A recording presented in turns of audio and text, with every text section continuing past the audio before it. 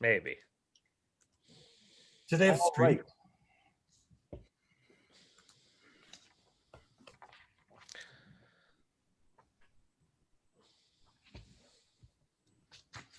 All right, I think we can probably get going here. All right. You may want to wait till 10 after, good old Berkeley time. Oh, Berkeley time. Wow. It's I should interesting. have taken that into account. Hi, Renelle, good to see you. Good to see you too.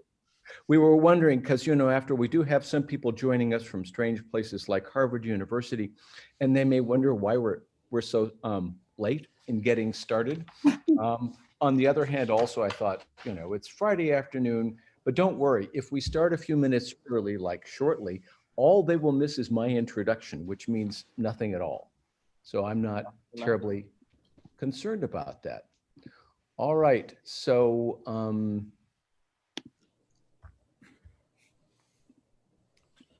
Lo que tú dices, Charles. Carlos, lo que tú dices. all right, so let me bash off. On behalf of the Graduate Folklore Program at the University of California, Berkeley, I am very pleased to welcome you, virtually that is, to our first Folklore Roundtable of the academic year. It is a great treat to be able to introduce the lecturer. Under other circumstances, I would begin by saying that I don't know where to begin in introducing Professor Tim Tangherlini. But in fact, I do. I would like to begin by saying how happy I am to be introducing him as my colleague, as a member of the Department of Scandinavian and the Folklore Graduate Program here at Berkeley, where he serves as the graduate advisor. Given the focus of his talk, you might think that there was some sort of conspiracy enacted in the part of the folklore program involved in snatching him from UCLA. But I would suggest that it might rather have been the legacy of John Lindau's 4 decades of contributions to Scandinavian studies at Berkeley, the department's appreciation of the value of folklore to its intellectual agenda, and Professor Tangherlini's own scholarly renown that led to this most happy development. Tim, welcome to Berkeley. Thanks. Now for a formal but short introduction, given that I don't want Zoom fatigue to set in even before Professor Tangherlini gets to speak. His first time in Berkeley did not begin in July 2020. After receiving his A.B. magna cum laude with highest honors in folklore and mythology from Harvard University, Professor Tangherlini received his MA and PhD degrees right here at Berkeley in the Department of Scandinavian, mastering both Danish literature and Old Norse.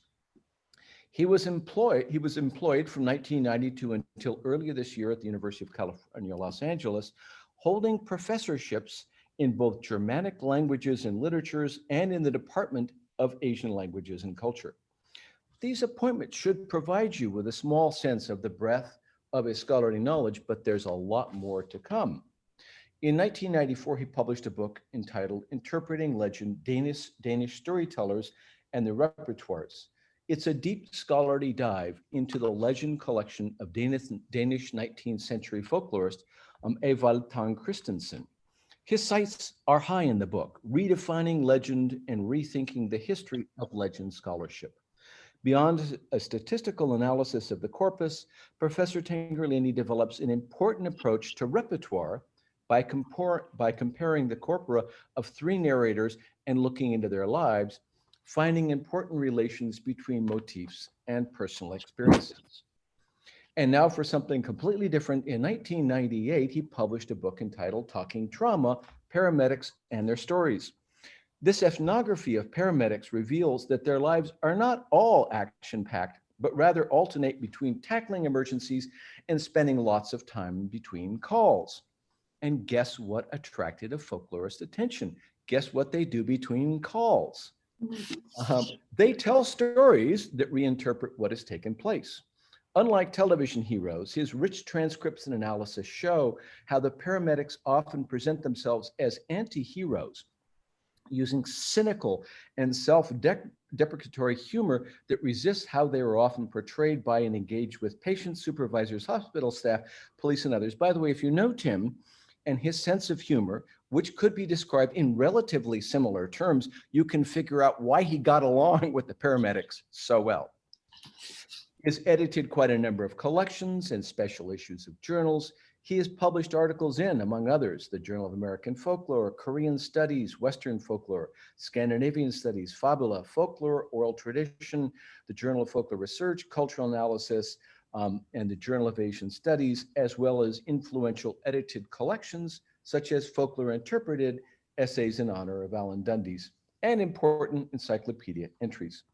In addition to a host of grants and fellowships, including a Guggenheim Fellowship and a Fulbright Scholarship, he has received a number of teaching awards, a prestigious PEN USA Literary Award for Translation, the Einar and Eva Haugen Prize from Harvard, and the Janine Steger Prize in Folklore from UC Berkeley, to which I hope all of you current students, undergraduates and graduates alike, will apply, and the deadline is the 4th of December. He is a fellow of the American Folklore Society, the American Scandinavian Foundation, and the Finnish Academy of Arts and Sciences. His work on Korean folklore ranges from, are you ready for this? Ritual and shamanism, to folk tales, to student life, to national identity, to marriage and kinship, to myth and geography, to punk rock. Look, I'm not making this stuff up, folks. He really has done all those things. His work on Korean Americans, particularly in Los Angeles, is the location of what I find to be one of his most exciting interdisciplinary bridges, the dialogue he creates between folkloristics and critical geography. The K-pop connection should not surprise you because he has a secret life, or maybe not that secret, as a musician. Beyond producing documentaries, one of the most fascinating interdisciplinary dimensions of his work, one that he is now using in stretching the boundaries of the discipline of folklore, is the use of big data, digital humanities, and computational approaches. But I don't have to say another word about that, because the title of his lecture today, as you can see from the slide, is Conspiracy in the Time of Corona, an Automated Pipeline for Narrative Framework Discovery on COVID-19 Conspiracy Theories. So I will simply conclude by asking you to join your virtual hands together in welcoming Professor Tim Tangherlini. Thanks so much, Charles, for a wonderful introduction. I hope the talk even comes close to living up to the rhetorical flourishes of that introduction. I'm going to jump right in because in typical fashion, I have put together a slide deck that is pushing 70 slides. And I do hope to get to the very end because we have some very exciting results that are literally fresh off the computational pipeline. I just got them last night, and we've been starting to poke at them to try and understand what we've been finding. So we have been very interested in conspiracy and conspiracy theory, which we actually distinguish. We distinguish conspiracy as something that actually happens. This is a group of malign actors deliberately covering their tracks to make sure that their story stays hidden. All right. So in conspiracy, the people are trying to not have their story told. Conspiracy theory, on the other hand, is a largely fictional tale that relies on the fact that we've had conspiracies through history that have been brought to light, but in general is a narrative, and narrative wants to be told. So on the one hand, we have conspiracy theory, and on the other hand, we have conspiracy.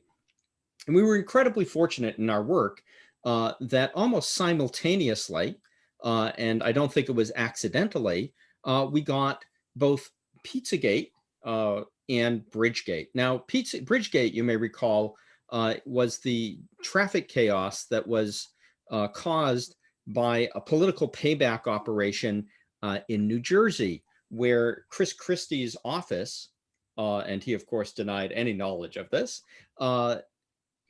orchestrated a traffic jam on the George Washington Bridge that lasted 5 days. And this became known as Bridgegate. As the conspirators went to trial in 2016, WikiLeaks began leaking the hacked emails from the Democratic National Committee, the DNC. And these leaked emails became the basis for stories centered on a pizza parlor in Washington, D.C., Northwest Washington, D.C., and this became known as Pizzagate. You may now recognize it because it has gotten a second life in the larger QAnon conspiracy world, which is incredibly agglomerative and is based on what we call monologic thinking. It's a totalizing narrative, and so it's not surprising that Pizzagate has been subsumed by it. That story alleged that Hillary Clinton and John Podesta were the ringleaders of a pedophile trafficking ring operating out of the pizza parlor's underground tunnel network. And if we look at something like simple search volume for the terms Bridgegate and Pizzagate, we'll see that Bridgegate actually is searched for already in the weeks after the traffic chaos on the George Washington Bridge, when people started to suspect that there was more to this traffic jam than a traffic study, and little bits of information about it leak out over the years. And recall that I'm saying years here. And it starts to become more of a thing as Chris Christie moves more and more into presidential politics, maneuvering to try and get a position in what he hopes is going to be a Trump White House. But also, as more and more details of this come out and threaten to sink his political aspirations. Almost simultaneously with that, and in the week leading up to the presidential election, we get a huge spike in Pizzagate search. And that also continues up through December of that year, when it eventually dissipates, largely because a young man named Edgar Welsh decides to take matters into his own hands. His strategy for hearing all of the stories about the threat of democratic cannibalistic pedophiles operating out of a pizza parlor in Northwest Washington is to, like many of you would do, grab your assault rifle, jump in your pickup truck, drive hundreds of miles through the night, and break in, discharging your weapon and saying that you're there to investigate the underground tunnels. Now, you might actually do a little bit more investigation before you take those drastic steps and realize that it's built on a slab foundation that is the pizza parlor. And so there is actually no basement for those underground tunnels to exist in. So that was just by way of background. Today's talk, we're going to talk first about some basic folklore theory. We're going to talk about legends, rumors, and the problem of fake news. We're going to derive a three-level model for the analysis of legend, and we'll see how legend and rumor are important components of conspiracy theories. Then we'll very quickly formalize this model so that we can have a computational approach to this. And to this, I mean very large-scale conversations on social media and for the actual conspiracy in newspaper accounts. And this will be based on a fairly straightforward model of actants and the relationships between them, and each of those being embedded in contexts. And there we rely on Algirdas Grimas's ideas about narrative and narrative structure. We'll come back to Pizzagate and Bridgegate, and then we'll move on to COVID-19. And at the very end, I'll show you some tantalizing graphs that we've just derived from mining all of the conversations that we could find on 4chan, 8chan, 8kun about QAnon. So the way I look at folklore is that not only does it emerge from this productive tension between individuals and tradition, where tradition is the collective cultural expressive forms of the groups to which a person belongs, but it's through its circulation on and across social networks that it allows people an opportunity to negotiate the bounds of cultural ideology, norms, beliefs, and values that help groups cohere and also can set groups into conflict with each other. One of the things that happens is through these repeated negotiated interactions is that folklore, and particularly folk narrative, at least in this context, becomes an incredibly efficient means for transmitting and for negotiating that cultural ideology. So even in very short utterances, those short utterances in the context in which they're uttered might bring with them a great deal of cultural information, signaling, and also intentionality. Given this situation, this is how I'm likely to behave. This is uh, uh, the classic question that perhaps the greatest film of all time asks, and that's, of course, as you all know, Ghostbusters, because Ghostbusters asks that very important and profound question: when ghosts appear in the neighborhood, who are you going to call? And that basically says, look, if there is a threat, what are the strategies that you're going to use for dealing with that threat? And so many of the narratives that we find circulating in bits and pieces or in whole on the internet set up that type of opposition. The outside, the outside threatens the inside. What are we going to do about it? What's important to recognize is that stories aren't created from whole cloth. They're not just invented. They rely, because if they're just invented, they have very little chance of being circulated. They rely on existing stories. They rely on recognized story structures. And they also rely on this conceptual framework that is largely shared within a group that inform the worldview of individuals and individuals as members of groups. So these three features allow people very easily to generate stories that are acceptable to their group, right? You can try it yourself, bring together a group of friends, and you'll see that the stories that you tell to those friends are generally acceptable to your friends, or that stop being your friends. You can also generate stories that will gain a foothold in the larger groups that you're a member of. And that can gain a very large foothold, and then it can spread very rapidly. And that's what we mean by something going viral. And one of the things that stories are very good at is trying to convince others to see the world as you do, right? And so by telling, retelling, negotiating those stories collectively, you're able to create a dynamically changing worldview. So legends and rumors, of course, are sources of information that thrive in low trust or low information environments, or a combination of those. So a low trust environment is when you don't trust the sources of information that you have. A low information environment is when you can't get access to the information that you want. For example, right now, we might be living in a combination low trust, low information environment. One of the things we've been discovering is that it's not that the information is low, it's just that if you've ever tried to drink from a fire hose, you recognize the problem with that. It might be too much water coming at you. In this way, it might also be too much information, right? So you are simply standing in the way of a very high pressure information stream. And that in some ways is a low information environment. It's coming back at you with too much volume, too fast. You can't really get the information. Now, in this model, legend is short, believable, monoepisodic narratives, which we tell as true in informal settings and often conversationally. So that's like sitting around with your friends and telling stories. You'll never believe what happened to Charles the other day. Stanley says, really, what happened to Charles? And I could then tell you the story. It's that circulation on and across social networks which makes it so efficient for negotiating these norms, beliefs, and values. And that's why we need to pay attention to it, right? These are not, oh, those are just informal stories told down at the bar, right?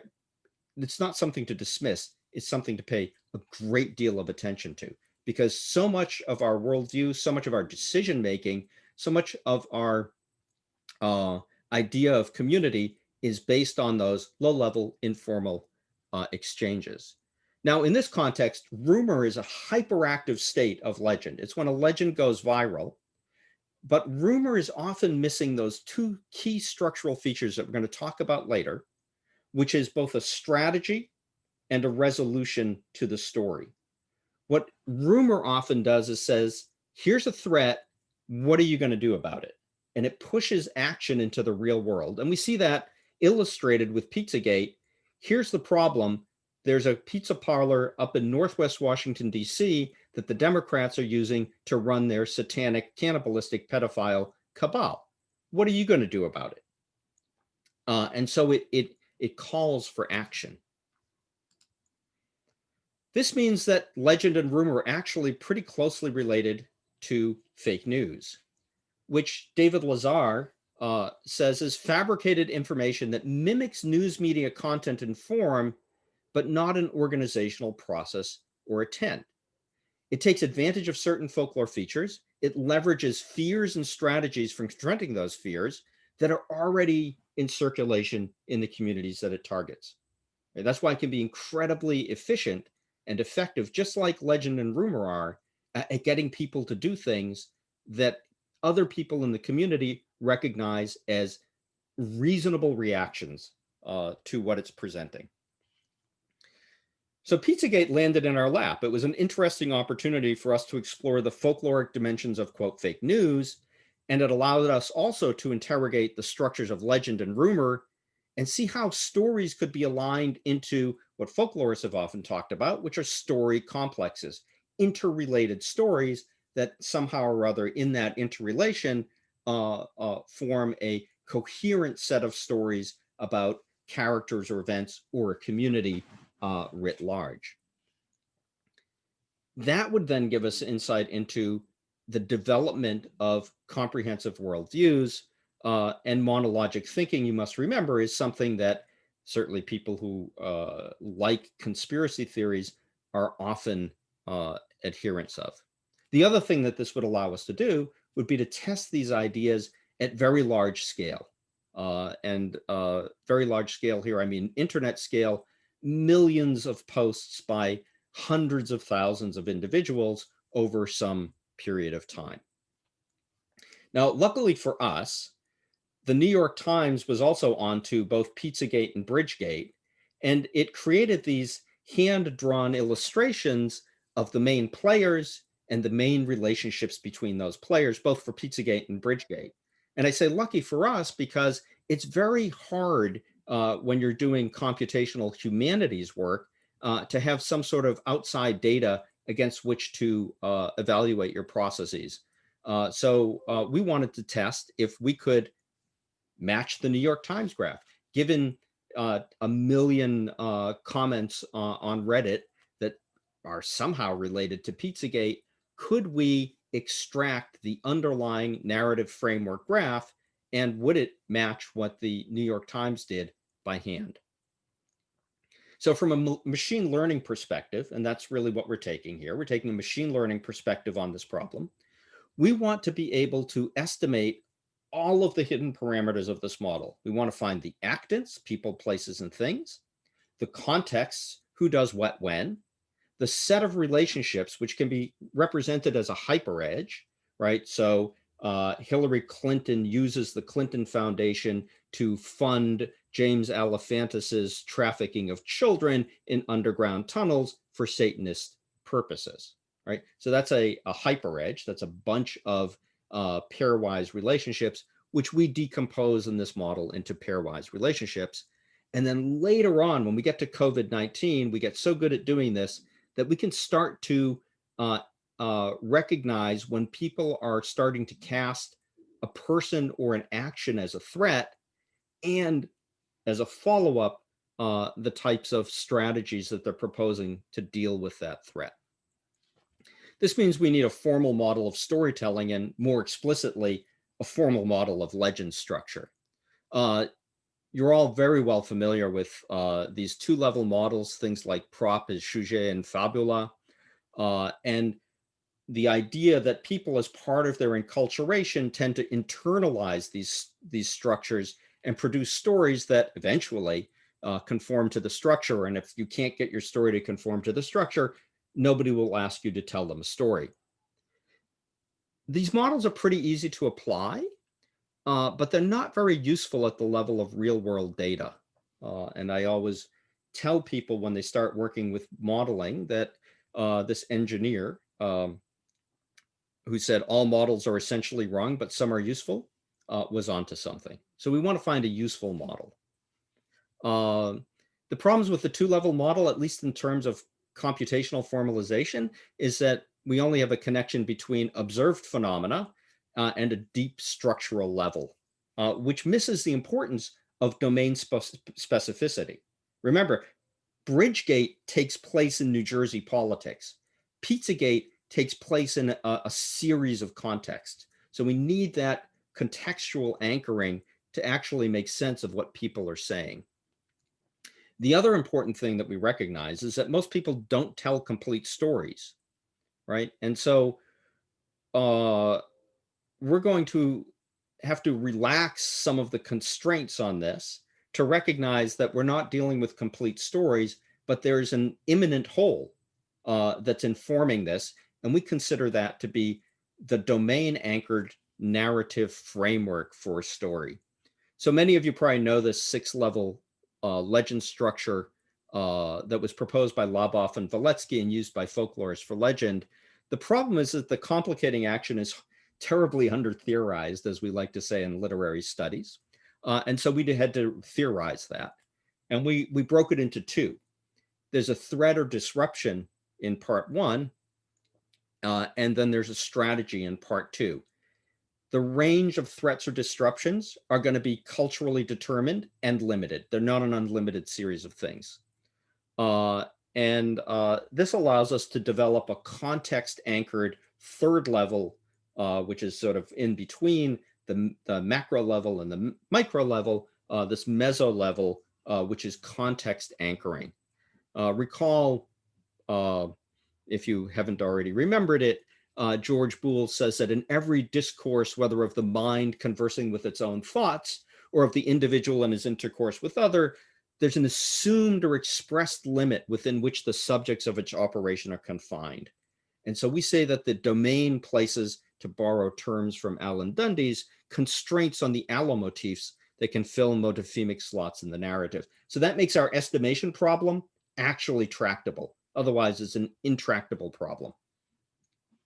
The threats and strategies are determined by the domain, and they're going to be these limits. So at the level of tradition or structure, we're going to have all sorts of different types of structures that are embedded in that tradition context. When we move up to the level of domain, we're going to find that there's information, this information knowledge area in which the framework is anchored. And while the narrative framework is based on this underlying structure, it's going to give us actance relationships and sequences. And this is what we're actually observing at the top level. So in some ways, it's kind of an estimation of a hidden model that we're trying to do. And this is just, I'm going to move fairly quickly through this because that gives you an idea of how you can come up with a narrative framework that tries to capture all of the actants and their relationships within a specific domain. So the question is, can we get that? Well, we're gonna see what we came up with to try and solve this problem, right? So you see that it's a problem. We've got thousands and thousands of posts on social media. We don't really know what's driving them. We suspect that there's some underlying narrative framework, and we want to be able to tell stories when we sit down with our friends who are really into Pizzagate, or we want to be able to tell stories when we sit down with our journalist friends who are really into Bridgegate, right? So it's a generative model. We want to also be able to generate stories that fit into this context or series of contexts. In a larger sense, Pizzagate and Bridgegate are both deeply embedded in this well-known domain of American politics and the political cover-up, right? So that's something that all the way back to Hofstadter and his work on the paranoid style in American politics already recognized. So one of our questions was, well, how would you be able to determine if the narrative we're seeing is a conspiracy theory or a conspiracy? Right? What could we see? Are there structural features in these narrative frameworks that we're going to generate that might help us distinguish between a real life story, a conspiracy, or a fictitious story, a conspiracy theory. So you all are familiar with walls of crazy, right? Only the craziest people have them, but those are the detectives, the conspiracy theorists, where you often have a bunch of pictures connected by red thread and a bunch of push pins, maybe on a bulletin board, right? And you've seen those in detective shows, you've seen them in Beautiful Mind, you've seen them in various conversations over the years. So this is the wall of crazy that we did very easily from just doing some simple parsing on all of Reddit for Pizzagate. And you think, wow, that's crazy. That's really complicated. I see all of these very interesting connections, but I can't really figure it out. I need somebody to be my pathfinder. I need a shaman to guide me through this. This is the wall of crazy for Bridgegate, which we extract from newspaper accounts. And so we started to think, oh, because we thought it was going to be very different. We thought it was going to be the inverse. We thought the conspiracy theorists would have a much denser wall of crazy, whereas it turns out real life seems to be much crazier than the things that people say. You can't make this stuff up. So first challenge is match the New York Times graph, right? So a lot of times in computational approaches to things, you have to give yourself a challenge. Can I do this? And do I have evaluation data so that I can check to make sure that I've done what I think I've done? So over the several years that this project took us, we came up with this pipeline of interlocking computational methods that uses both natural language processing and some machine learning and a lot of counting and things like that, some deep learning, all of those come together. And our goal is to take input over here in number 1 and from number 18 and number 14, get a weighted graph that represents what's going on in the aggregate, right? Almost like a consensus model of what people are talking about when they're talking about Pizzagate. The problem is that this is what a post looks like. And these are very, very hard to parse using standard methods. And they're very, very noisy. You'll see things like less than 30-ish Wi-Fi signals, et cetera, but you start to see some usual suspects. So we are going to extract those, and then we're going to aggregate them when we think they're the same thing.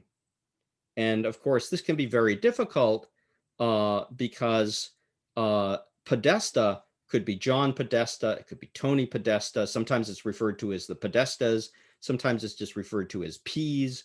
And so estimating who these actants are and the relationships can be quite difficult.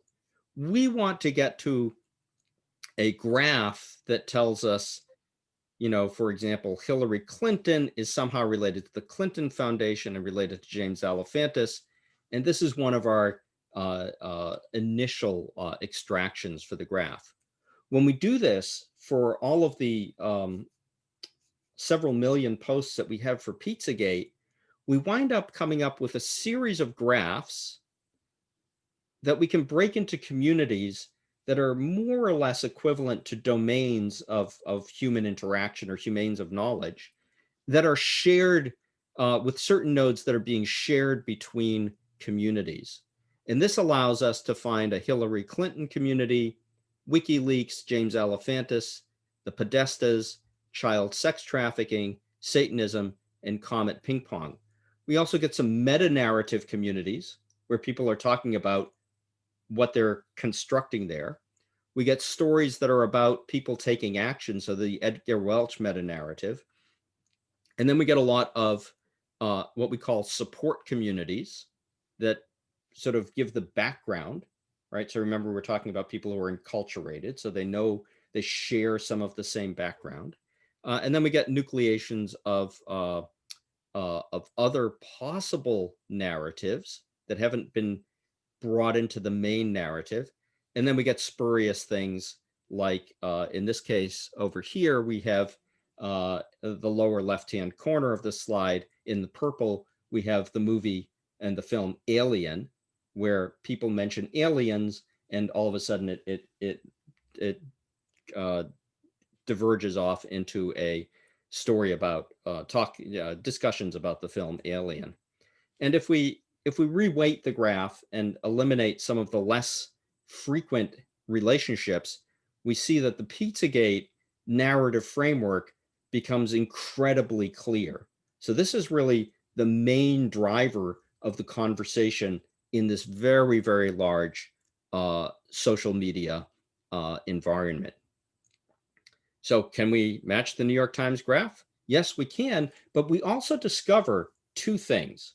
One is we discover that the New York Times has pushed cannibalism way up. And we think that actually might have been done because it's noticeable, right? It's visually arresting to see cannibalism. We think that's had a knock-on effect that we can now trace, where cannibalism becomes a key part of QAnon, right? So it wasn't a key part of Pizzagate, but it's now become a key part of QAnon. What the New York Times graph misses, but is very, very important in a lot of the conversations, is the role of the Clinton Foundation and Bill Clinton in being part of this child trafficking ring. And it's through Bill Clinton that we'll see in QAnon that we get links to Jeffrey Epstein and the very real trafficking that he was involved in. We also get a lot more stuff and at a lot more detail. So our methods allow us to find a 50,000 foot satellite view of the narrative framework, but we also allow you to dive down, to drill down to the actual local neighborhoods of things like the Podestas, or the relationships between Obama and WikiLeaks, or that James Alefantis has removed things from Instagram. So at the drill down level, we're getting much more information, still structured as a narrative graph, than any hand-drawn illustration could ever give you. One of the things that we found that was very interesting about conspiracy theories is that they cross multiple domains. They rely on aligning different domains of human interaction through some special sauce or access to some special information that the conspiracy theorists are the only ones who can interpret. Now, a lot of times in the past, that was the lone wolf idea. I found this thing and I'm going to show you how all these things connect. And now it's actually a social thing where people are coming together and collaboratively interpreting something like the WikiLeaks DNC emails, or the drops from Q, so that people can collaboratively align domains that otherwise don't have much interaction. So one of our questions when we work with large networks is there a minimal set of nodes or edges that I can delete that make the network, and you've seen these networks, they're all connected. Is there a minimal set of nodes and edges that I can delete to make them all fall apart?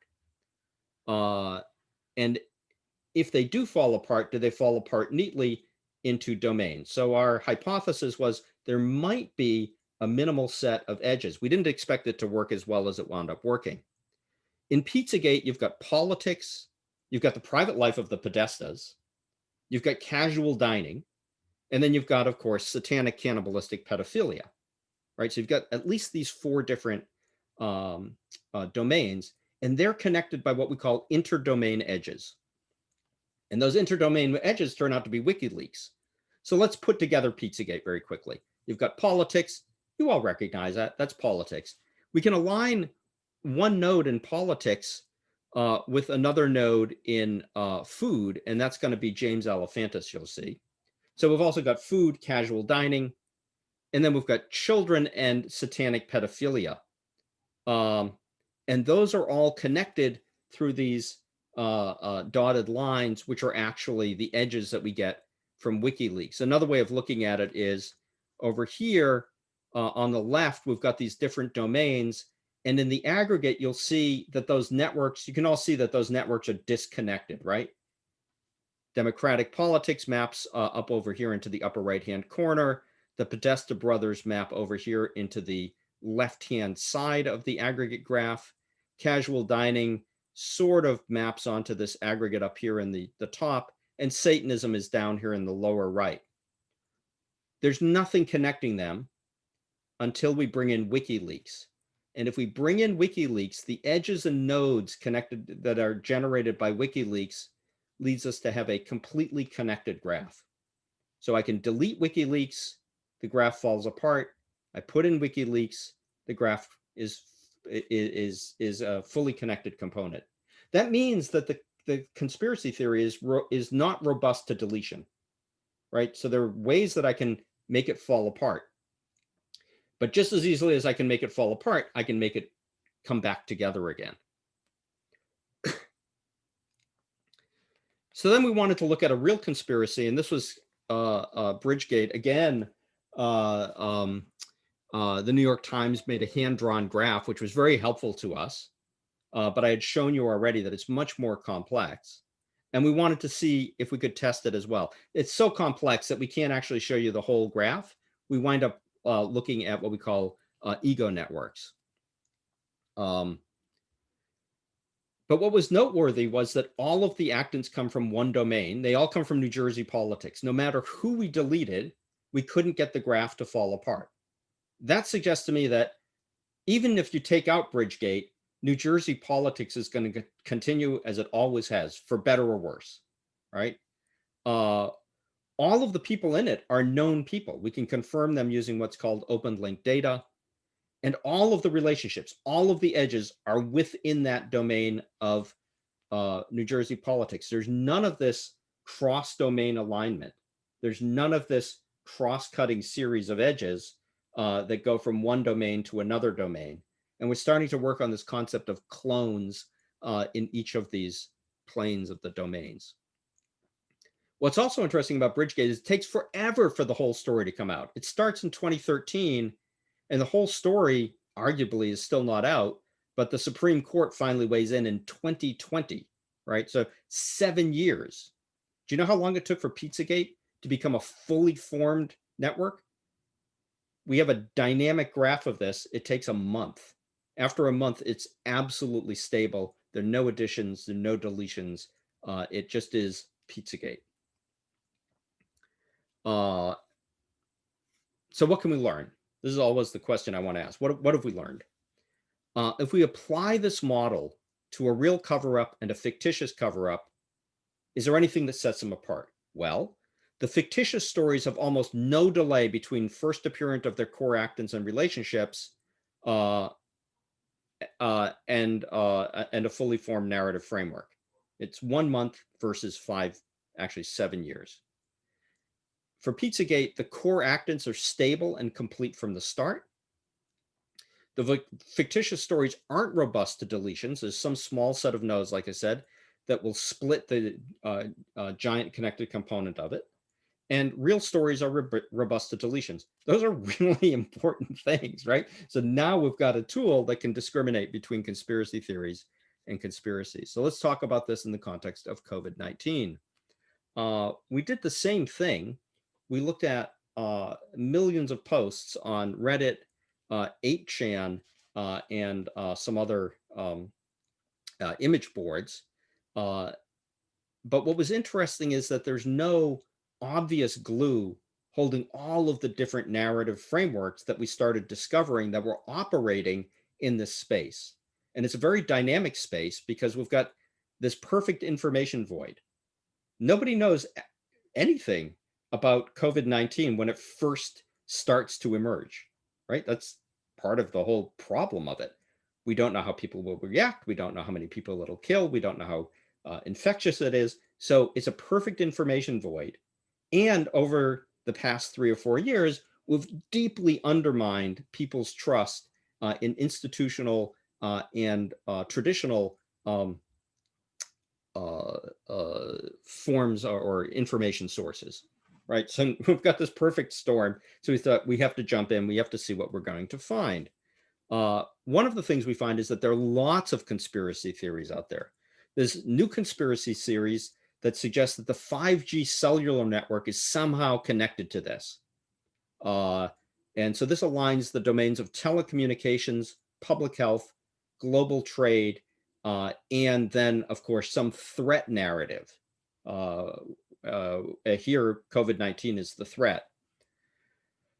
We've got an alignment of newish conspiracy theories to form other ones. The beauty of this alignment model is that if I've got a conspiracy theory that's like 3 domains, and I can make links to your conspiracy theory that's got 5 domains, hey, we can put it together and we can have an 8-domain conspiracy theory, right? So simply by making connections, or quote, finding connections, or cloning actants in one domain into another domain, we can start to accumulate narrative domains and make an even bigger conspiracy theory. That's actually part of something that's been observed in conspiracy theories. They go for a totalizing worldview, and they're based on this idea of monological thinking. Everything has to be connected. So there's one with Bill Gates, who's using the virus as a cover for his desire to create a worldwide surveillance state through the enforcement of a global vaccination program, which aligns it with anti-vaccination conspiracy theories and other conspiracy theories related to global cabals.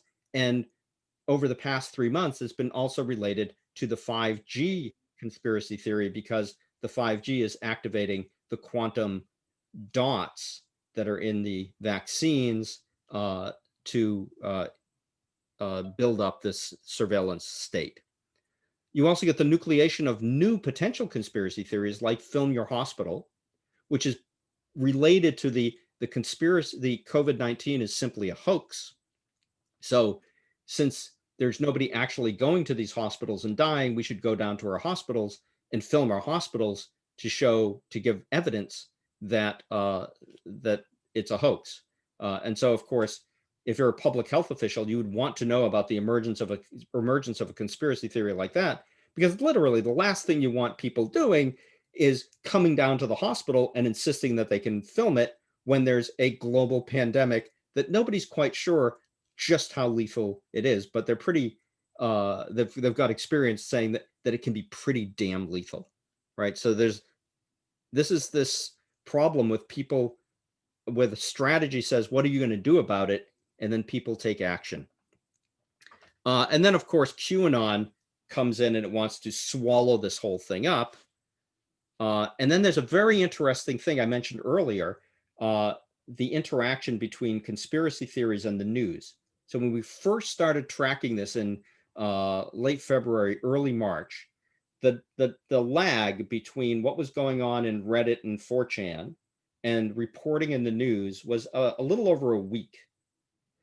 Now we can't discern which one is following which one, right? So conspiracy theories and things that are being brought up in the news and in the conspiracy theories are so tightly time-stamped that we can't tell whether it's the conspiracy theories chasing the news or the other way around. I find that absolutely terrifying. So as of April, we found in these things, we found 30 large conspiracy theory communities that were not connected to each other. There were 4 main ones, and then there were multiple nucleations. We had the Gates 5G vaccination one. There's Bill Gates, vaccines. African is there because there's an idea that Bill Gates was running a vaccine campaign to sterilize or otherwise reduce the fertility of people in Africa. And then we see we see 5G here, and we see the cell phone networks as well. And then we see a bunch of other things. The Chinese bat one, which is that either they knew that it was an infected bat in this market area, or it's a bat that they've been studying in the labs and they either deliberately or accidentally release it. And this one actually has dropped way down, as we thought this was a fairly highly ranked conspiracy theory story, but it started to drop, and so we don't see the signal as strongly as we did before. The bioweapon one, of course, and here you have the Western governments fighting the Chinese Communist Party and their bioweapon, using this as a bioweapon, a threat to the world, the end of the world, a new world order, and things like that. And then the idea that it's a hoax, and then this is something that QAnon picks up on because Trump is such an important part of their narrative model. It's a hoax, like global warming is a hoax. And this also leads to the Film Your Hospital movement. And then we see these different nucleations that maybe the tests are being used to spread the disease, right? That the disease itself doesn't spread very well, but if you can get everybody tested, you can get them infected with this disease that is actually an awful lot like some sort of bird flu. So what do our methods do? We identify important actants and important interactant relationships from very noisy data, right? So we get these even though the data is, if you were just to randomly sample it, incomprehensible.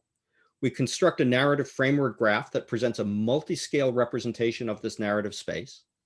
We can identify now context-specific threats, which will lead us, and that's what we're working on now, is what are the strategies that people are proposing to deal with those threats? And we can also identify these network features that say, this thing looks like a conspiracy theory, we better keep an eye on it. And we should also understand what is the minimal set of nodes and edges that we can attack to make it fall apart. If we recognize that conspiracy theories often attack democratic institutions. And this is just literally from last night. These are some QAnon results. I think I'm gonna have to, it didn't, whoa, it did not, where are we? Here we are. It didn't, the animation didn't take, as it were. So let's delete that and delete that. So that's the QAnon world. And on top of that world, we're able to see, I'm not sure if you can see this.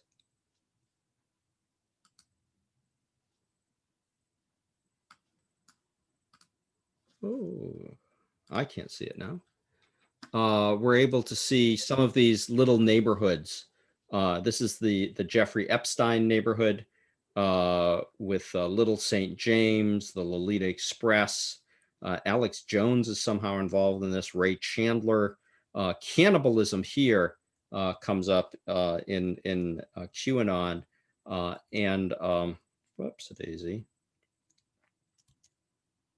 And then we see Q here as a central figure in one neighborhood of the graph. And I've highlighted him in the bigger graph. Who is Q, and where does he fit? Whoops, a daisy. Fit into the overall graph space.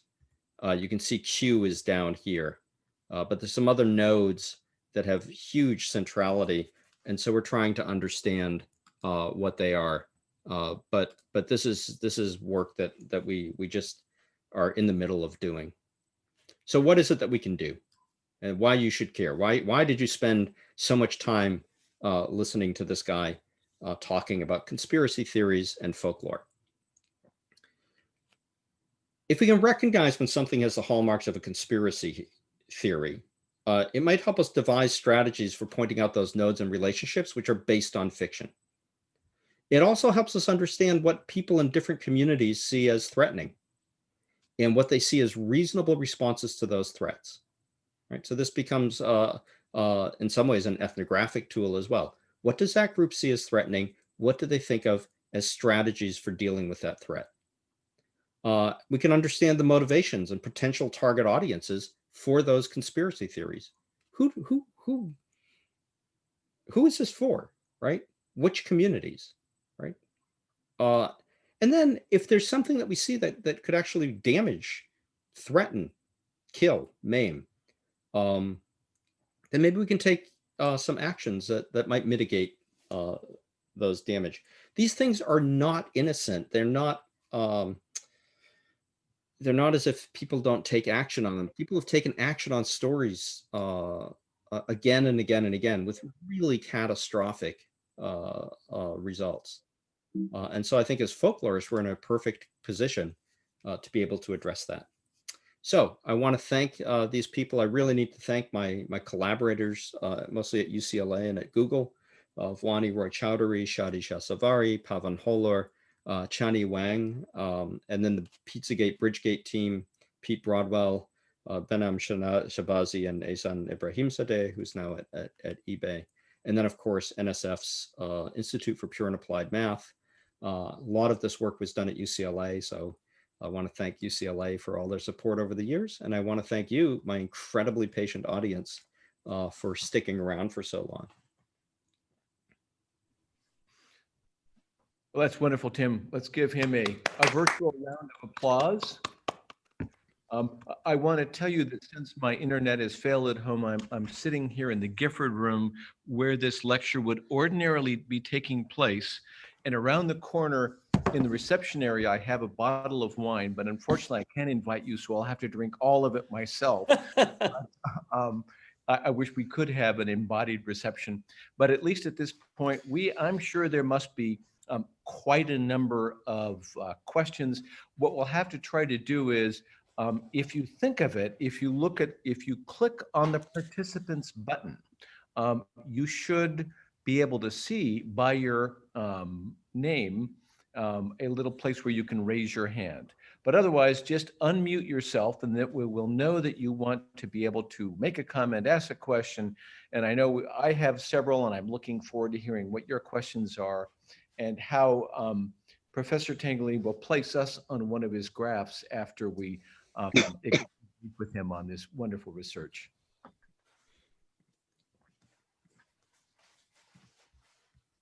I think Stan has his hand up. Yeah, thank you. First of all, let me say thank you for this. It's very original. And I just shudder to think what your inboxes look like. I mean, give me a break. I mean, you're very brave to take this on and presumably join all of these social networks, social platforms, whatever they're called. You know, the graphs are beautiful. And I recognize the amount of work that's gone into compiling millions, literally millions of posts of various kinds. But I'll start it. I have a lot of questions. I'll just ask this one and maybe one very tiny one. The big one is your scheme at the end entitled "So What?" Now, I take this talk as mainly a methodological talk because I could not really, each of those headings under "So What" would make a great essay, or would make a great long essay divided into sections, which would be, and I would love to see someday, instead of those charts, which I can't really read because they're so complicated, a summary of what they are. And I can't see how people could possibly take this model without vast resources and organizational collaboration the way you've done. I mean, it's really quite remarkable. I don't know whether the conspiracy theory that you're proposing, I mean, they are conspiracy theories clearly, but are they their own? Is this a new genre that you're proposing, or is it just another? Well, if it's another narrative form, it's a new genre, It's a or is it a form of legend, or is it a form of rumor? You know, of something more standard that we are familiar with in folklore. And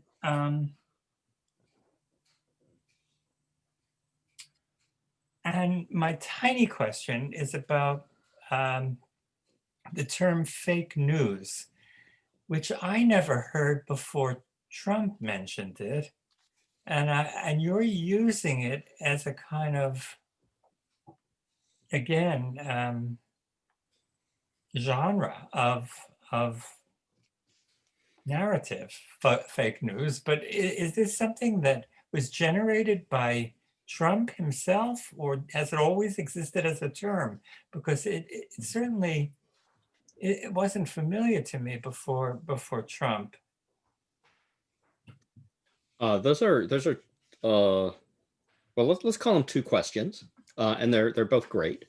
The first one, which is a tiny question about fake news, is something that I think a lot of people are trying to understand, both where the term comes from, and it was certainly used in the 1930s in Europe and in some of the more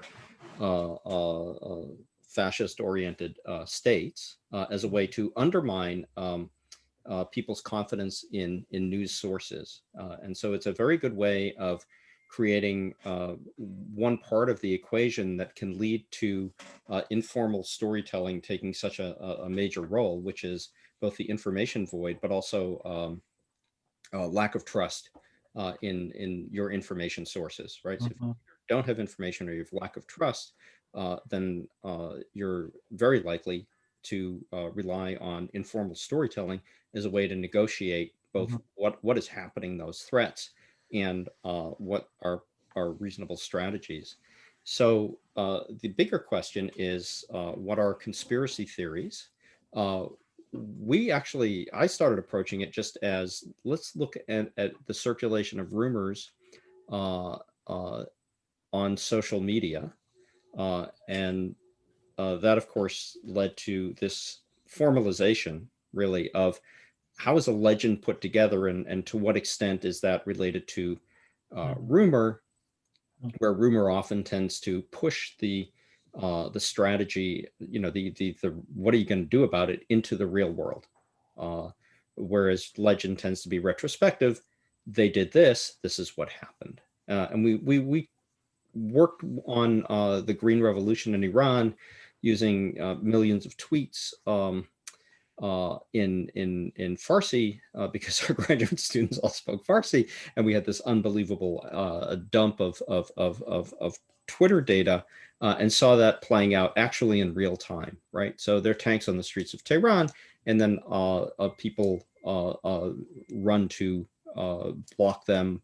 There was a whole movement to everybody turn on their irons and electric appliances at 7 p.m. to cause a blackout in Tehran as a way of protesting the government's action. So it was interesting to see that. And then we started looking at what was happening in Pizzagate, where storytelling domain, normal domain of interaction A, was getting aligned. Like, how is this getting aligned with casual dining?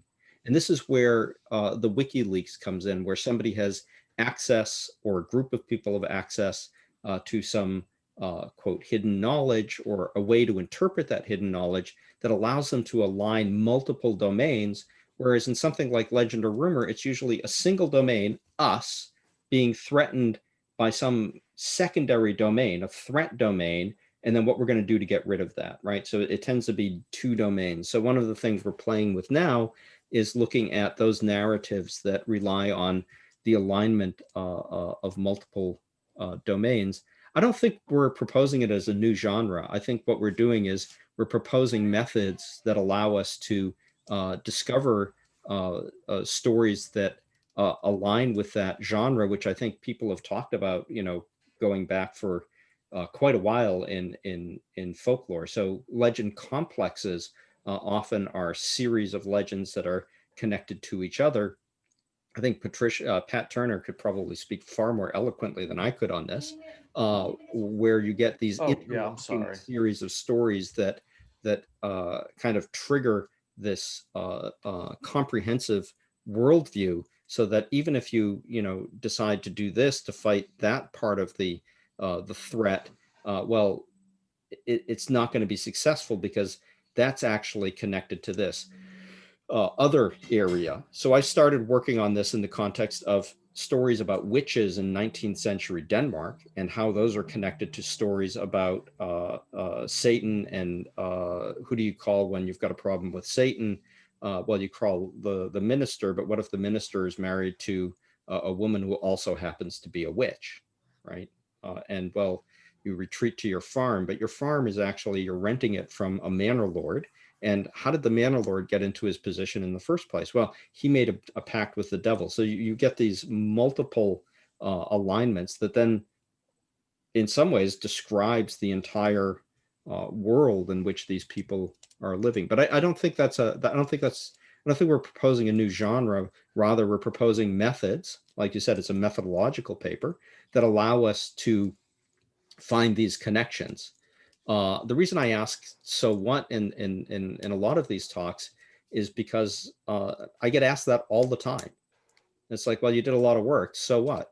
Well, I mean, the academic in me is like, oh, it's really cool. But we have to. I think we're often asked to sort of to give back in certain areas. So we've been working a lot on public health challenges. So we work with people in public health with different communities, and understanding that each community has different needs and different they see different things as threats, and they have a different they may have a different sort of repertoire of strategies for dealing with something that they see as a threat. Well, how can we work with community health messaging, for example, to get more children to take a measles vaccine, because as a society we recognize that as a social good, right? So that's one of the problems we're working on with public health officials. We did a study with pediatric pediatric dentistry because there was a whole problem of storytelling surrounding pediatric anesthesia. We didn't even know about this, but we found millions and millions of posts about this, and we could run this and we could understand what the threat was and what the possible strategies were. I see a lot of hands up, so I'll let Charles play his moderator role. Well, Cameron, making sure we also leave space out there for students to jump in. And Cameron Johnson, who actually is somebody who knows about the AI and computational side of things, seems to have a question for us. Cool, thank you. Yeah, I appreciate that. This is like more, the nerd in me has to ask it. It's nuts and bolts, but I guess two things. One is just what were you using? What platforms to munge the data? Was it like Hadoop and then NTLK, or like what were you guys working on your own stuff? And then I guess going, like, it's all same question. Data munging is, as you know, is a dark art, and you use what works, and then you've got problems with, particularly with the conversations on things like Reddit and 4chan. These things disappear. Yeah. Right? Yeah. So they go away. So you have to be very quick, and oftentimes the grad student takes what they know best. Right. And then we've got to do some various cleaning, and then we do standard parsing once we've got this cleaned using NLP TK, and then some other little tools kicking around. Most of the actual scripting is done just in Python, and then we can hit various clusters for various things that need like GPUs or something like that. Cool, thank you. And that you kind of already hinted at my next question, which is in studying and mapping territories, digital ecospheres like this, how are you dealing with things that are buried under layers and layers of Tor networking? Because I mean, I feel like so much of Yeah. this So is, that's a bridge too far. So there's a lot of stuff that we aren't getting. yeah. Yeah, and I'm sure there's a lot of very interesting stuff. I mean, even Facebook controls make it extremely hard to access certain data. One of the things that we we are very excited about is that conspiracy theorists love to archive their own stuff. So they're incredibly good at self-archiving. So that's a treasure trove. It's sort of like, oh my God, you did 80% of our work for us. And then we use GDELT for the news stuff. Oh, okay, cool. GDELT's great. Yeah, thank you so much. That was, Yeah. I see a forest of hands, but since you mentioned Pat Turner, maybe we should let her jump in next. Hi, great talk, Tim. I learned a lot. I'm wondering how you are making sense of, or what you're doing about what we're hearing, and we've been, certainly in my work I've been grappling with this, about the fact that a lot of this stuff apparently is being stoked from Russia. And, just recently, I think this week, we learned that Russia was emailing individuals in certain districts in Florida saying that they were the Proud Boys and threatening them if they voted in a particular direction. So you can imagine the recipient of one of those emails posting that on their Facebook page or whatever. And it goes back for decades, but there seems to be more information that the goal to create chaos via social media from Russia amongst groups in the United States has been a huge investment for Putin and others. Yeah. So this is a great question. It's something I'm really fascinated about, which is what I call both velocity and magnitude. So you've got these signals, and then you've got this system for amplification, right? So you can amplify messages in ways that we had a very hard time doing before the advent of ubiquitous internet and easily accessible social media that isn't hard to use. So you think back to certainly my childhood. A rumor could only spread so far, and it could only be amplified so much. But now you've got almost an infinite opportunity for amplification. You've also got kind of velocity, and velocity is both magnitude and direction. So you can really, as you're talking about, do directed targets that are very, very fast and amplified signal. So that's something that we are not working on directly. There's a wonderful group at Indiana University who have something called the Observatory on Social Media. And they're looking at things like bot networks and amplifiers in these networks. And what we're looking at, so one of the things that was driving me nuts, because I spent a lot of time going to, as you can imagine, many, many computer science talks. And it was, again and again, it's sort of like, well, we see these bots and we can see that they're actually bots. We figured out how to discriminate what they are. We can see that they're sending these signals, they're sent, over here, or they're directing it there. And I said, well, what are they talking about? And I'm like, well, hashtags. We look at hashtags. It's like a hashtag. Yeah, hashtag film your hospital maybe gets at it. But if it's like hashtag COVID-19, I don't know what you're talking about. So I was really interested in what are they actually talking about? And that's why we pivoted towards the content and the structure of that content. But this is, and it goes also to what Stanley said. You need, huge collaboration, and it has to be transdisciplinary. I mean, think about it. I'm a professor of Scandinavian folklore, and I'm in the mix, right? So we need transdisciplinarity. These people from Indiana? What? Can you introduce me to these people from Indiana? Yeah, so Phil Meitzer is a great guy, and the Indiana group weirdly don't have that much intersection with our Indiana folklore group, but this is in complex systems. Yeah. Well, given our tremendous gratitude to the Department of Scandinavian for hiring Tim. Maybe we should turn the floor over to Mark Sandberg.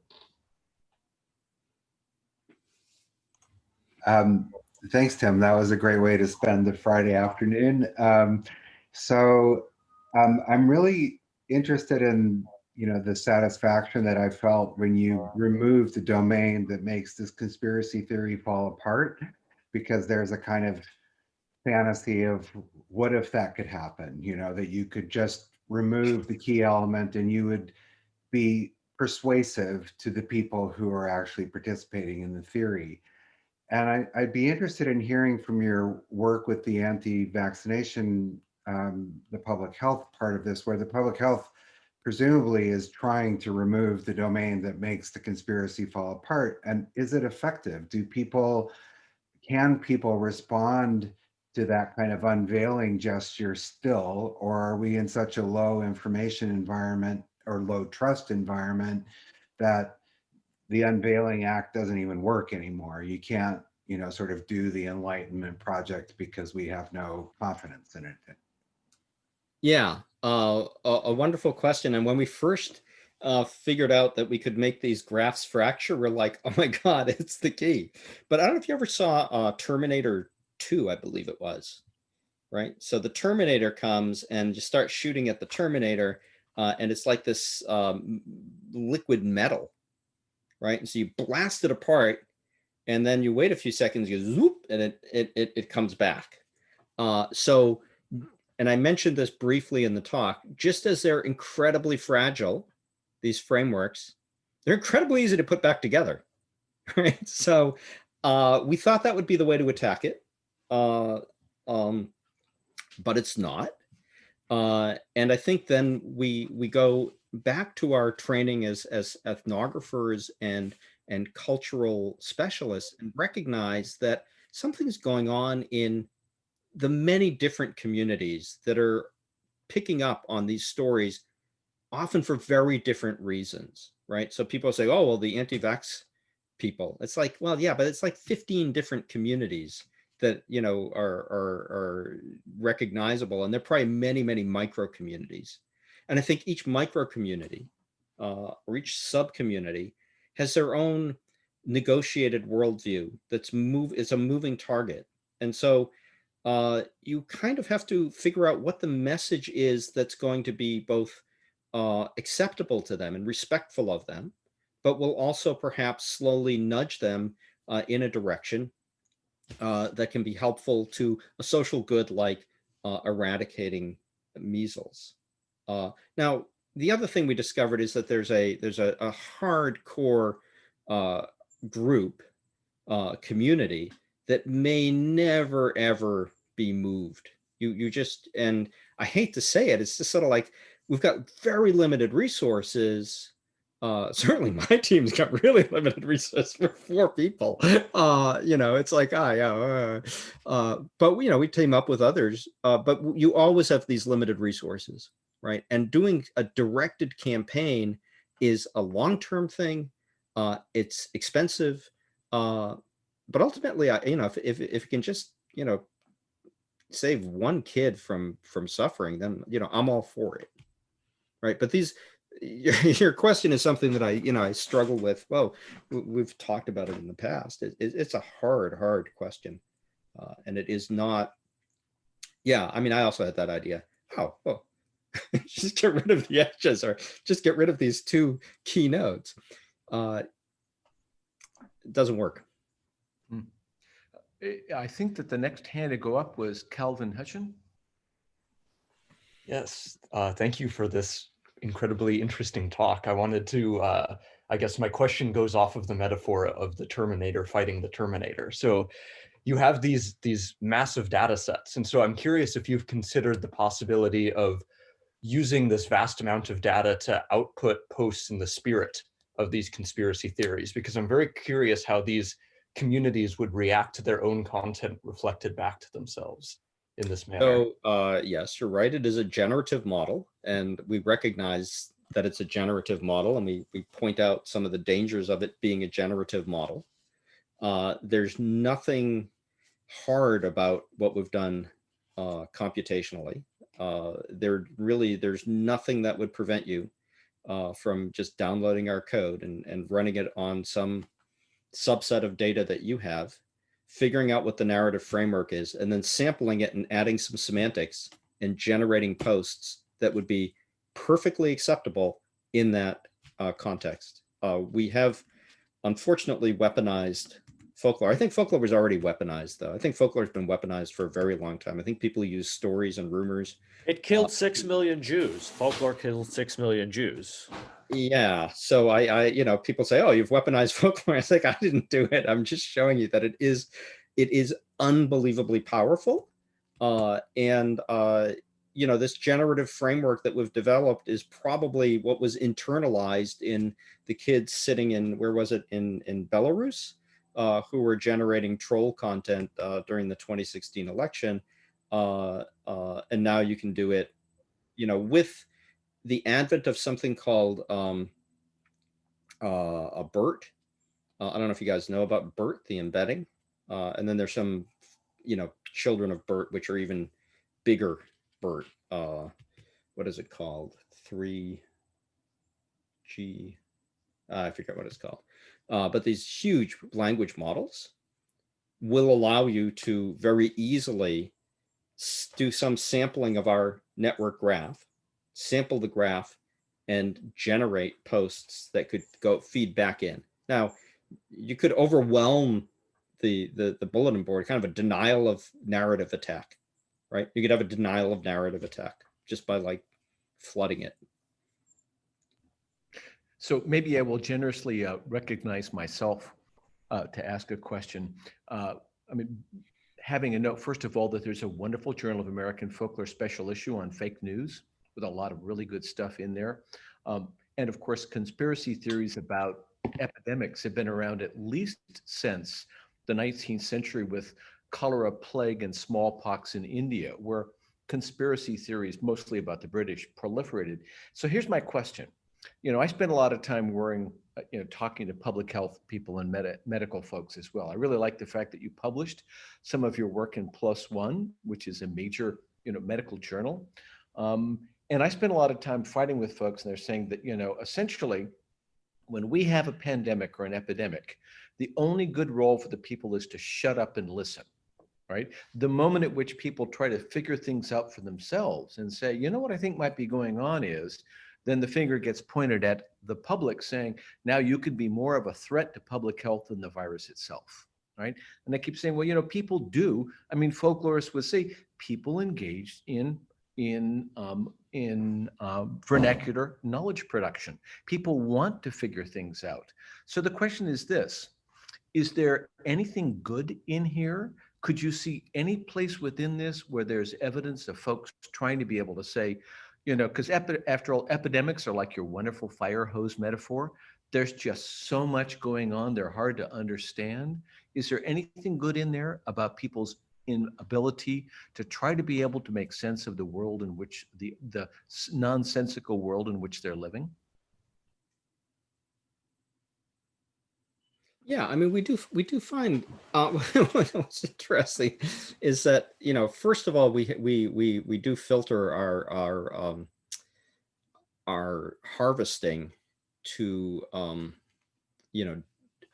data that we can that is probably going to have conversations that are going to be of interest to us. But we do find conversations in there that are quite positive, that are quite community building. But they tend to be isolated. They tend to be in those communities that aren't making links to all of these other things. And so they kind of become a conversation off to the side, and then they move into a different area of the bulletin board or the social media or the image board or something like that. So what happens is that people who are engaged in good and are thinking about how can I help my fellow man, often become either marginalized in these groups or create their own groups that are focused on community outreach, community help, and so those are also very good. They tend to be I think there's a little less work, uh, narrative work, and a little bit more community work in saying, hey, let's go and, help out and build a fire break up there on the ridge, right? Because the fire looks like it's coming this way, right? So you don't necessarily have time to say, oh, the fire is caused by PG&E colluding with Verizon and the 5G networks and the chemtrails that flew overhead, and the fire retardant is actually Agent Orange. But we haven't really pointed our telescope at that. That's a good question. I just don't know where. It's a very pessimistic corner of the internet that we're working in. It isn't cat pictures and fuzzy koala bears. That's for sure. I see one more hand. And by the way, I think Lowell's had his hand up for quite a while. Sorry, exactly. So I was going to say you're next. If any of you don't know how to raise your hand electronically or use the chat function, just also raise your hand for a while and I'll try to get your name down. But please take it away, Andrew. Go ahead. Thank you. Thank you so much for this just incredibly inspiring and important work, Tim. I just love everything about it. I'm really interested from a folklorist perspective, kind of what you see or what you kind of set up as the ethical considerations and parameters of this project. I'm digging through these archives, mining these folk stories that you, I think for good reason, want to maim, kill and destroy. So I guess I'm just really interested in that. In how, yeah, I mean, you're right. There's a huge ethical dimension in it. But I think it's something that so many of my students struggle with it. Like, how do we turn our folkloristic lens, where we're used to kind of amplifying and illuminating people's wonderful, sustaining stories, towards stories that we want to disempower? Yeah. So, I mean, I think the first thing is to be able to recognize that, well, there are two considerations here. On the somewhat mundane but extremely important one, is vis-a-vis my institution and the institutions that I work with and the requirements that we have for protecting personal data. And we have devised some fairly elaborate systems where we can, without looking at our data, hand it off to the library that can run some depersonalization algorithms on it, encrypt it, and then hand it back to us. So we never get, the access to the personal data that would make this kind of work ultimately untenable in a public university space. So we've been incredibly cognizant of that and worked unbelievably hard to make sure that our data is clean because of exactly the kinds of things that are in this data. And then the question of, well, what makes us guardians of some social good? What makes us arbiters of what could have a positive outcome or a negative outcome? Who's to say that breaking into a pizza parlor with an AR-15 and shooting it while families are present is not actually a good outcome, right? Well, I don't think it's a good outcome, right? So in some ways I have to use my own moral compass. And then in other ways, I want to engage with actually ethicists, right? What is it that we're trying to accomplish, right? What is it that we're trying to do as a society? I work, many of us work at public universities, right? The public university is there to support a public good. So, and that's education, right? And then what is my role, both as an educator to say, hey, this is what the implications of these stories are. And then maybe working with groups like public health that have a charge, right? They're often receiving funding from organizations that say, we want you to help us change behavior in this group, right? So you're talking about what role do we play in both predicting behavior and seeing if we can help change behavior so that it aligns with something that we believe is doing good? Those are really hard questions, and I think it's almost, you can't have a blanket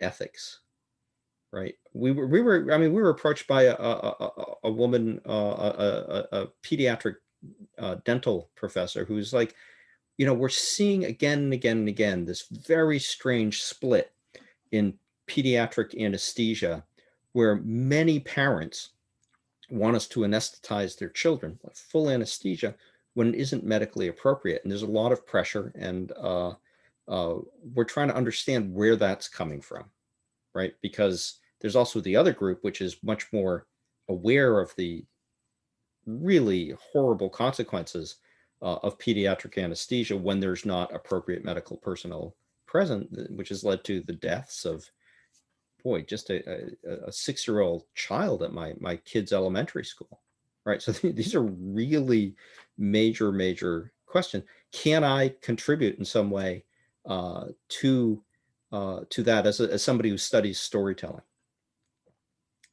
Great question. I don't have an answer. I'm sure many people here around the Zoom table would have more coherent thoughts on this, but it's certainly one that I find to be fundamental when we sit down to do research, whether it be fieldwork or archival research, particularly also when we then have a public element to our research. We get a lot of weird complaints, but we also get a lot of contact from organizations and institutions that want to understand how this can be used for their particular goals. Well, at this point, I do not see a forest of hands. Oh, well, so Ben, jump in there. I see a real live hand virtually. Yeah, a live hand. I'm getting lazy. Sorry. Thanks for a great talk. Really fascinating. Yes. And I was thinking, I wanted to bring us back to the realm of orality and oral communication. And I realized that what your incredibly powerful analysis has been doing is scouring the internet in various ways. And I'm wondering how you relate that, or how you conceptualize, or whether you've just bracketed off all the people who used to meet and talk to each other before we were in isolation, and the spread of rumors in that way. Yeah, that's a great question. And it also helps, it helps conceptualize and motivate our method.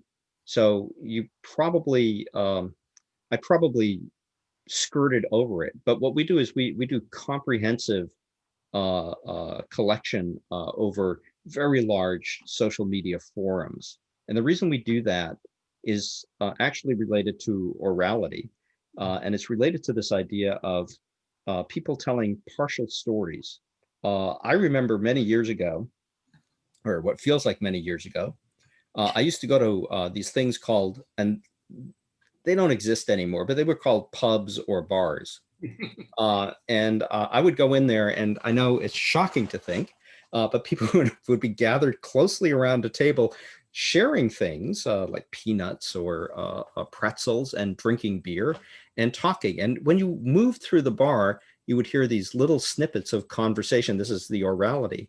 And if you just listened, if you just sort of randomly sampled these conversations, you would have no idea what the hell these people are talking about, right? It's a little conversation over here, there's another conversation over there. And these bars, because they were so crowded, I know it's hard to imagine, there was a lot of noise, huge amounts of noise. So it was very, very hard to hear. So your random sampling was very noisy, and it was incomplete. And so if you came out of that bar, out on the porch or something like that, because one of your friends smoked cigars, which is also something people used to do back in the Uhrzeit, then, what were people talking about? You would have a very bad idea, right? And the same thing happens with one of the standard methods in computer science is to, quote, randomly sample something. Well, if you randomly sample one of these social media forums, no idea. Why? Because the way people are posting is very conversational, right? So a lot of people have started taking a conversational approach to the way they post on social media, particularly these conversation boards, which are, rapid threaded fire things. We are missing, however, that sort of time dynamic, that time varying dynamic of speech, of orality, and of course, intonation and all of the other dimensions of the spoken word that we're not getting on these social media posts. We recognize that. On the other hand, in some ways, it's kind of a cool approximation because it's not the collector going in and transcribing as they did all the way up until, the advent of recorded sound, but rather it's the individual kind of transcribing the sounds, the voice in their head.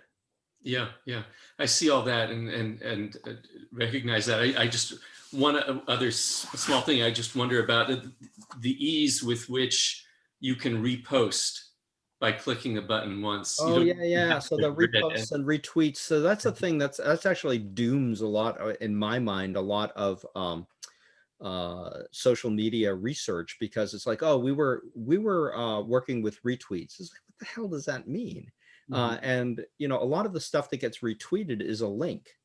Yeah. And you go to the link and it's a newspaper article. It's like, okay, there's something going on there, but as a folklorist, it's not my thing, right? So it's somebody else's bailiwick, and I'm sure they've got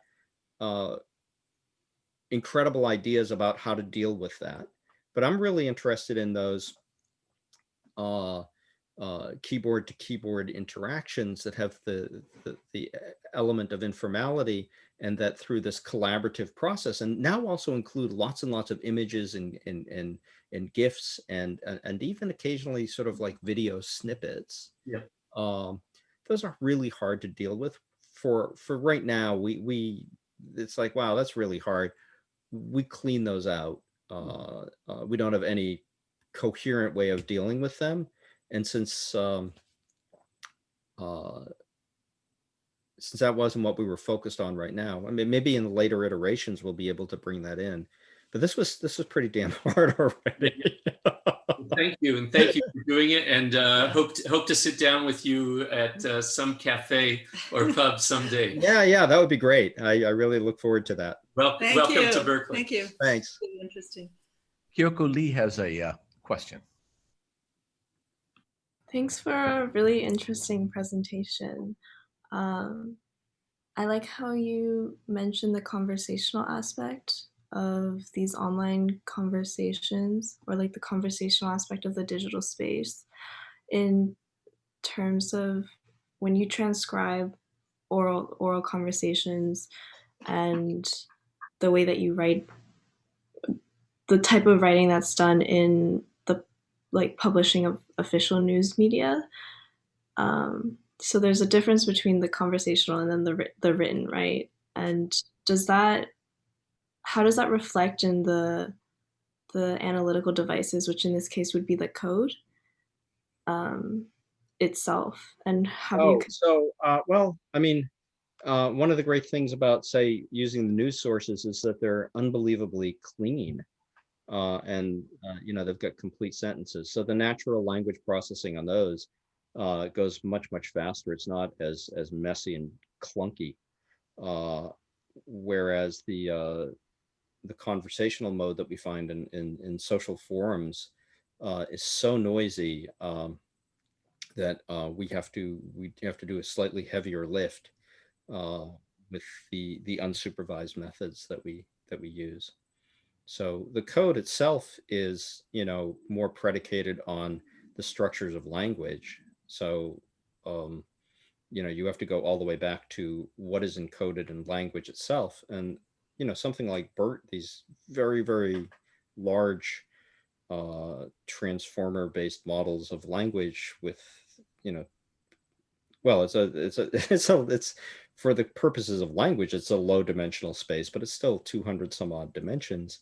Allows you to see both historically and contemporaneously the drift of words and context. So that would be actually where I would, start to look for the encodings, and we use that term all the time, the encodings of things like power relationships that are in the data.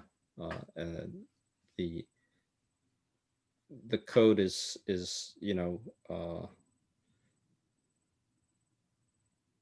the goal of it is to surface those relationships. Now, that's not to say there aren't all sorts of problems in these big data approaches. There's a woman at Northeastern, Tina Eliassi-Rad, who's got a whole project that's called Just Machine Learning, and it's about justice in machine learning. And that's a great group of people. And then a former Michigan professor who now works at one of the great social media companies, not to be named, Lada Adamich, has done a lot with this as well. Well, if we were able to quantify the number of collective hours that we have all been on Zoom this week, I think the figure would probably be scary. And I think we probably would not want to necessarily increase that too much more.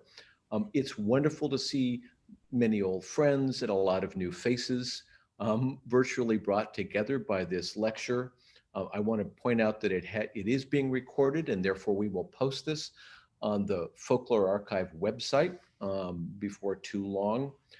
And I want to say that one thing I really like is when someone takes the heart of folklore scholarship and engages in an act of colonialism, of sort of reaching out into another area where people don't expect it to go, and is able to show, hey, we really have something significant to offer in terms of understanding this complex phenomena.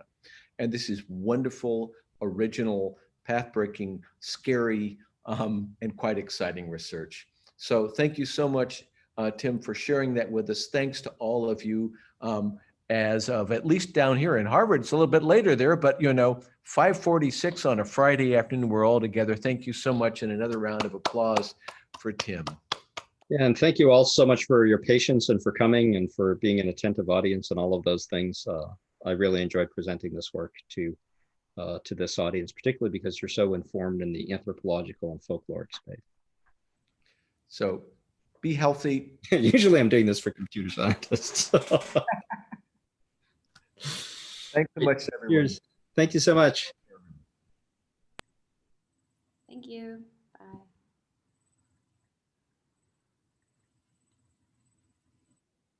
Okay, I'm going to sign out unless you've got questions or comments for me, Charles. Thanks for arranging this.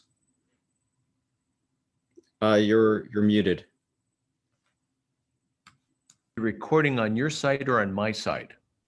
I'm not sure who's hosting, but it doesn't matter. If it turns out that it starts, if it starts on my side, I am going to stop recording now. All right, so listen.